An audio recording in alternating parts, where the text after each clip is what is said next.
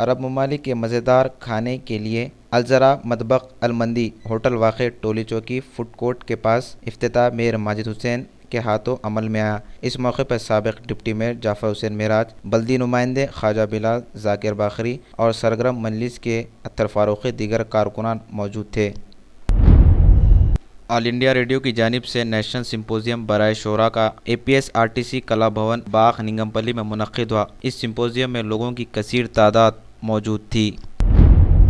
Santoshnagar division वाक़े रामचंद्र नगर में एक मेडिकल कैंप आरोग्यश्री के तहत मुनक़्क़िद हुआ, जिसका इफ्तिताह मजलिस इत्तेहादुल मुस्लिमीन के रुकन असम्बली मुमताज़ अहमद खां के हाथों अमल में आया, जिनके हमरा कारपोरेटर वाजिद अली और सरगर्म मजलिस के कारकुनान भी मौजूद थे। याकुतपुरा कॉन्स्टिट्यूंसी के रामचंद्र नगर के इलाके के अंदर आरोग्यश्री हेल्थ कैंप रखा गया और हमारे कारपोरेटर वाजिद साहब इस कैंप की नुमाइंदगी कर रहे हैं। अल्हम्दुलिल्लाह इस कैंप के अंदर मुख्तलिफ दवाखानों के डॉक्टर, जिसमें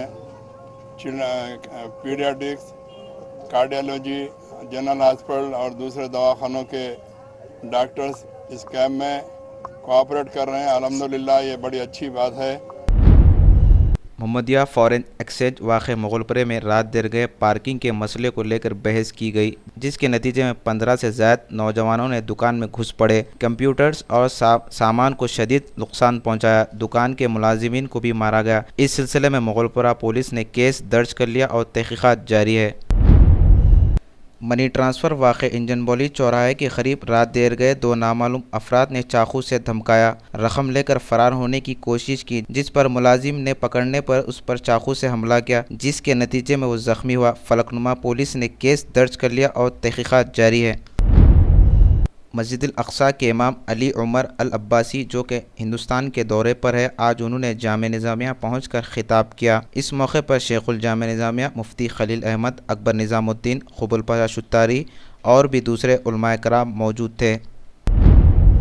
देश के अटॉर्नी जनरल गुलाम वाहनवती ने सुप्रीम कोर्ट में कहा कि कोयला ब्लॉक आवंटन मामले में कुछ न कुछ तो गलत हुआ है। इस आवंटन को और बेहतर ढंग से किया जा सकता था। हालांकि उन्होंने यह भी कहा कि सरकार ने ये आवंटन अच्छी नीयत से किए थे। कोलकाता उच्च न्यायालय ने पश्चिम बंगाल सरकार को 7 दिन के अंदर में 2 बार सामूहिक बलात्कार की शिकार 16 साल की लड़की के पिता की याचिका पर जवाब देने को कहा। इस घटना के बाद इस लड़की की कथित तौर पर हत्या कर दी गई थी। कांग्रेस नेता जनार्दन द्विवेदी ने आम आदमी पार्टी पर हमला बोलते हुए कहा कि आज की स्थिति को देखते हुए आपके बारे में अंतिम निष्कर्ष पर पहुंचना ठीक नहीं होगा। उन्होंने आरोप लगाया कि आप में लोग सत्ता के लालच में शामिल हो रहे हैं। दिल्ली के मुख्यमंत्री अरविंद केजरीवाल ने हर एक शनिवार को मंत्रियों के साथ जनता दरबार लगाने का किया ऐलान। कहा, लोगों से मिल जल्द दूर करेंगे उनकी शिकायतें।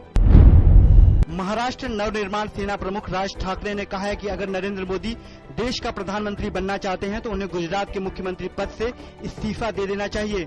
उन्होंने कहा कि भाजपा के प्रधानमंत्री पद के उम्मीदवार को गुजरात के बारे में नहीं बल्कि पूरे देश के बारे में बोलना चाहिए। भाजपा नेता देवेंद्र फडणवीस ने मोदी के बारे में राज ठाकरे के बयान पर तीखी प्रतिक्रिया व्यक्त की। उन्होंने कहा कि मोदी इस्तीफा नहीं देंगे और वे गुजरात के मुख्यमंत्री के पद पर अपनी जिम्मेदारी बखूबी निभा रहे हैं। कर्नाटक के पूर्व मुख्यमंत्री BS येदियुरप्पा की अगुवाई वाले KJP का आज भाजपा में विधिवत विलय हो गया। 8 मई को हुए विधानसभा चुनाव में भाजपा को KJP के चलते खासा नुकसान उठाना पड़ा था। येदियुरप्पा को भ्रष्टाचार के आरोपों के चलते मुख्यमंत्री पद से हटना पड़ा था।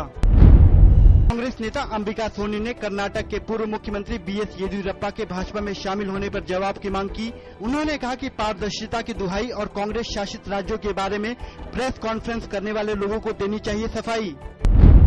उच्चतम न्यायालय ने सहारा समूह को आदेश दिया है कि वह 22,000 करोड़ रुपए की उस राशि का स्रोत बताएं जिसका उसने निवेशकों को भुगतान किए जाने का दावा किया है। गुजरात के मुख्यमंत्री नरेंद्र मोदी ने 12वें प्रवासी भारतीय दिवस कार्यक्रम में कहा कि देश में राज्यों के बीच विकास को लेकर प्रतिस्पर्धा का माहौल है और यह स्पर्धा जितनी व्यापक होगी देश उतनी ही तरक्की करेगा।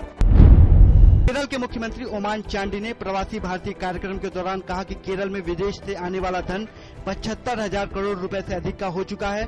उन्होंने यह भी बताया कि सरकार की नीतियों के चलते केरल विश्व में निवेश के एक प्रमुख हब के रूप में उभर रहा है।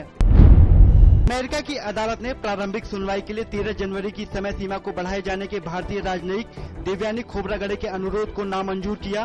13 जनवरी तक उन पर अभियोग लगाया जाना है। अमेरिका के ऊर्जा मंत्री अर्नेस्ट मॉर्निज ने भारत की इस महीने की अपनी यात्रा रद्द की। उन्होंने यह कदम भारतीय राजनयिक देवयानी खोब्रागडे के मामले में दोनों देशों के बीच चल रही खटास के मद्देनजर लिया। पाकिस्तान की विशेष अदालत ने परवेज मुशर्रफ को 16 जनवरी तक पेश होने का दिया आदेश। पूर्व सैन्य शासक मुशर्रफ पर चल रहा है देशद्रोह का मुकदमा। सीबीआई और रक्षा मंत्रालय के अधिकारियों का एक दल यूरोपीय बिचौलिए गुल्डो हाशके से पूछताछ करने मिलान पहुंचा। 2 सदस्यीय इस दल में सीबीआई का एसपी स्तर का अधिकारी शामिल। बिचौलिए हाशके को अगस्ता वेस्टलैंड के पक्ष में 3600 करोड़ रुपए के वीवीआईपी हेलीकॉप्टर सौदा कराने में कथित रिश्वतखोरी के सिलसिले में 9 जनवरी को इतालवी अदालत में पेश किया जाएगा। सरकार जैन समुदाय के लोगों को अल्पसंख्यक का दर्जा देने पर विचार कर रही है।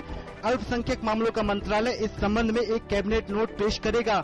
अल्पसंख्यक मामलों के मंत्री के रहमान खान ने कहा कि उनके मंत्रालय ने तय किया है कि जैन समुदाय के लोगों को अल्पसंख्यक का दर्जा मिले। भारत के मोस्ट वांटेड आतंकवादी दाऊद इब्राहिम को पकड़ने की कोशिशें हुई तेज।